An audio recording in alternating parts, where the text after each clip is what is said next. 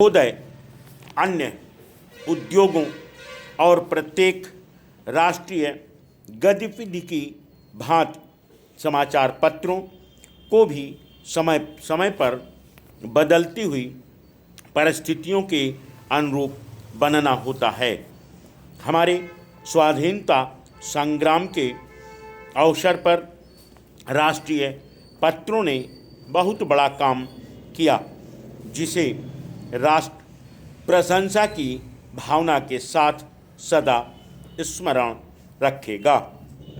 देश के स्वाधीन होने के बाद से समाचार पत्रों के दायित्व में मौलिक परिवर्तन हुआ है। देश से विदेशी सत्ता के जाते ही शासन तंत्र राष्ट्र के प्रतिनिधियों के हाथ में आ गया। वह स्वाभाविक था कि इस परिवर्तन के बाद सभी समाचार पत्र अथवा उनमें से अधिकांश अपनी नीति पर पुनर्विचार करें। इन 9 वर्षों में अधिकांश पत्रों ने इस दायित्व को सुचारू रूप से निभाया है। मैं यह प्रसन्नता से स्वीकार करता हूँ कि पत्रों ने राष्ट्रीय महत्व के प्रश्नों पर सरकार का समर्थन कर उसका बल ही नहीं बढ़ाया, बल्कि जब कभी विचार स्वातंत्र्य और सच्चे मतभेद की मांग हुई तो पत्रों ने आलोचना का आश्रय भी लिया। किसी भी पत्र का मूल्य अंततोगत्वा महत्वपूर्ण प्रश्नों पर उसके निर्भीक और निष्पक्ष विचारों के आधार पर ही आंका जा सकता है।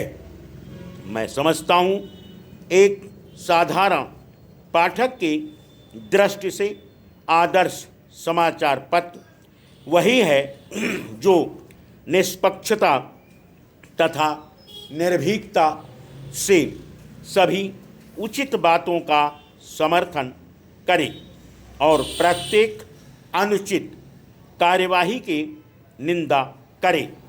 ऐसे देश में जहां विचार स्वातंत्र्य की पूर्ण व्यवस्था है, समाचार पत्र ही अपने निष्पक्ष तथा वस्तुगत मूल्यांकन से जनता का पथ प्रदर्शन कर सकती हैं।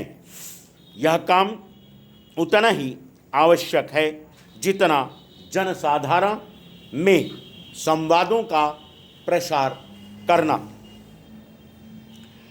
भारत में समाचार पत्र उद्योग लगभग 100 वर्ष पुराना है। इस काल में पत्रों ने बहुत प्रगति की है और शक्ति तथा यश का उपार्जन किया है, किंतु जब हम भारतीय पत्रों की दूसरे प्रगतिशील देशों के पत्रों से तुलना करते हैं तो हम बहुत सी बातों में, विशेषकर प्रकाशन संख्या की दृष्टि से, अपने पत्रों को बहुत पिछड़ा हुआ पाते हैं। लघु प्रकाशन संख्या का प्रमुख कारण हमारे देश में साक्षरता का भारी अभाव है। यह हर्ष का विषय है कि कुछ समय से पत्रों की प्रकाशन संख्या बराबर बढ़ती जा रही है और देर सवेर उसकी दूसरे देशों के पत्रों की प्रकाशन संख्या से तुलना की जा सकेगी। यह कहना असंगत न होगा कि समाचार पत्र उद्योग दूसरे उद्योगों से कुछ भिन्न हैं। वास्तव में इस उद्योग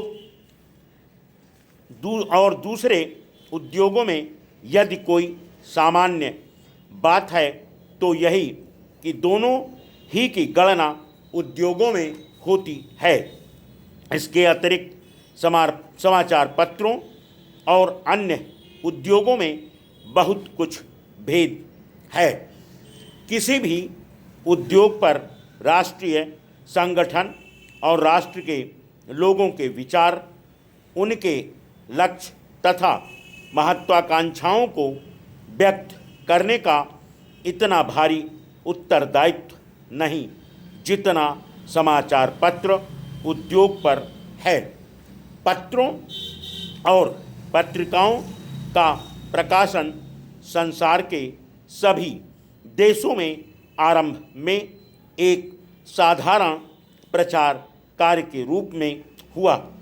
उस समय यह कार्य आर्थिक लाभ से ऊपर था।